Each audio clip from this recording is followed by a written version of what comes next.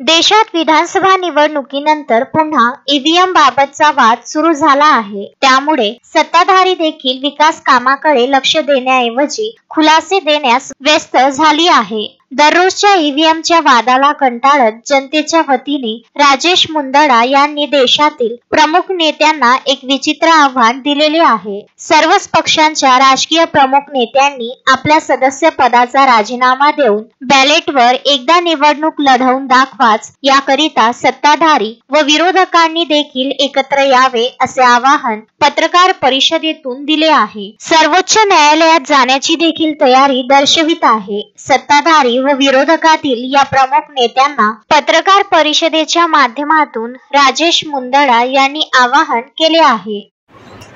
नमस्कार। आज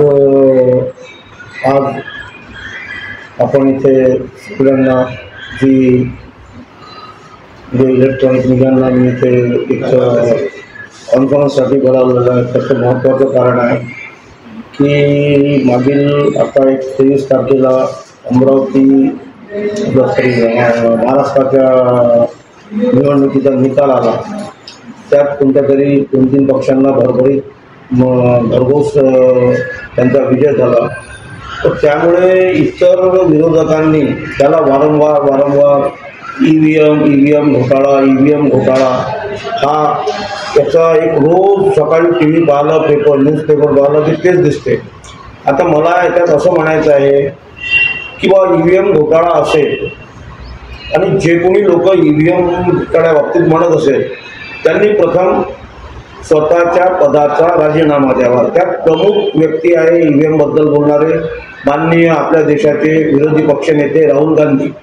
तर राहुल गांधी साहेबांनी त्यांच्या मतदारसंघातला जिथून ते खासदार झाले तिथून त्यांनी राजीनामा द्यावा व तिथून त्यांनी राजीनामा देऊन मग त्यांनी बाकीच्या लोकांना आवाहन करायचं। जसं नरेंद्र मोदी यांना सुद्धा त्यांनी म्हणायचं की बाबा तुम्ही राजीनामा द्या। त्यानंतर सुप्रिया सुळे यांनी सुद्धा राजीनामा द्यायला पाहिजे। त्यानंतर सुप्रिया सुळेंनी तटकरेंना आवाहन करायला पाहिजे की तुम्ही राजीनामा द्या। अशा प्रकारचं जर राजीनाम्याचं सत्र जर सगळ्या देशात आणि विशेष करून महाराष्ट्रात, आता महाराष्ट्रात काय की नाना पटोले म्हणतात किंवा ईव्हीएम घोटाळा। आता नाना पटोले जर ईव्हीएम घोटाळा म्हणत आहे तर प्रथम नाना पटोलेंनी राजीनामा द्यावा। नाना पटोलेंनी राजीनामा देऊन नंतर मग त्यांनी देवेंद्र फडणवीस आहे, त्याच्यानंतर आदित्य ठाकरे आहे, या लोकांना शिंदे साहेब आहे, अजित पवार आहे, या लोकांना त्यांनी सांगायचं की तुम्ही राजीनामा द्या, आम्ही राजीनामा देतो, तो तिथे आपण बॅलेट पेपरवर पुन्हा इलेक्शन घेऊ। वारंवार बॅलेट पेपरचा विषय काढून लोकांना, देशाच्या लोकांना व विशेष करून महाराष्ट्राच्या लोकांना हे वेठीस धरत आहे। ज्या लोकांनी जो मॅन्डेट ज्या सरकारला दिला त्या सरकारला मॅन्डेट मिळण्याचं कारण काय की त्यांच्या चांगल्या योजना। तुम्ही सुद्धा पुढच्या 5 वर्षात चांगल्या योजना राबवा, चांगलं काम करा व पुन्हा तुम्ही निवडून या। आणि राहिला आता बॅलेट पेपरचा विषय नेहमीचा, हा बॅलेट पेपरचा विषय आपल्याला एकदा संपवायचा आहे। मी आपल्याद्वारे या सगळ्या नेत्यांना म्हणजे विशेष करून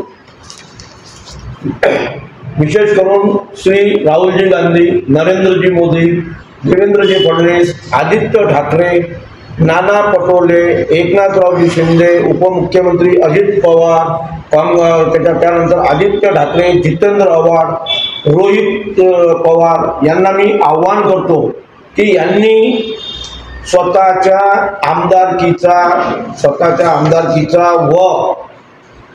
आमदारकीचा राजीनामा देऊन पुन्हा बॅलेट पेपरवर निवडणूक आम्ही लढवतो असं लेखी इलेक्शन कमिशनरला, निर्वाचन आयोगाला म्हणायचं व निर्वाचन आयोगाला आम्ही आमच्याद्वारे खूप पत्रव्यवहार करून त्यांना हातपाय धरून सांगू की तुम्ही पुन्हा इलेक्शन घ्या, तर यांची मागणी मान्य करा। ती जर निर्वाचन आयोगाने मागणी मान्य केली नाही तर त्यानंतर मी स्वखर्चाने सर्वोच्च न्यायालयात जाऊन याचिका दाखल करेल व त्या याचिकेत यांची मागणी मान्य करण्यासाठी देशातील सगळ्यात मोठा वकील लावून व सगळ्यात मोठा वकील लावून यांच्या बाजूने न्याय, विरोधकांच्या बाजूने न्याय मिळवून देण्याचा पूर्ण प्रयत्न करेल व त्या करेल व परंतु यासाठी त्यांनी सर्वात पहिले राजीनाम्याचं स्वतःच्या राजीनाम्याचं सत्र सुरू करायला पाहिजे अशी मी त्यांना विनंती करतो. अशोकभाई जोशी, विदर्भ न्यूज, अमरावती.